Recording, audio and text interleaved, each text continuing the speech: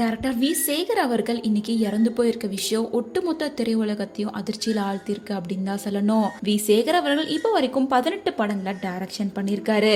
பொண்டாட்டி சொன்னா கேட்டுக்கணும், விரலுக்கு ஏத்த வீக்கம், வரவு எட்டனா செலவு பத்தனா, கோடி வாழ்ந்தா கோடி நன்மைகள், காலம் மாறி போச்சு உள்ளிட்ட பல குடும்ப படங்களை டைரக்ஷன் பண்ணியிருக்காரு.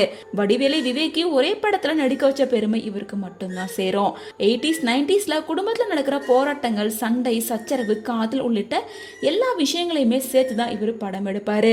1990ல வெளியான ஹீரோக்களும் நீங்கள் தான் அப்படின்ற படத்தின் மூலியமா தான் இவர் ஒரு டைரக்டரா அறிமுகம் ஆயிருந்தாரு. அதுக்கப்புறமா சன் டிவில பிறந்த வீடா புகுந்த வீடா அப்படின்ற சீரியலை டைரக்ட் பண்ணாரு. கடைசியா தன்னோட மகன் காரல் மார்க்கஸை வச்சு சரவண பொய்கை அப்படின்ற படத்தை டைரக்ஷன் பண்ணியிருந்தாரு. ஆனா அந்த படம் இப்போ வரைக்கும் ரிலீஸ் ஆகவே இல்லை. இந்த நிலையில தான் கடந்த 10 நாட்களுக்கு முன்னாடி வி சேகர் அவர்கள் கவலைக்கிடமா இருக்கிறதா அவரோட மகனான காரல் மார்க்கஸ் சேகர் தெரிவிச்சிருந்தாரு.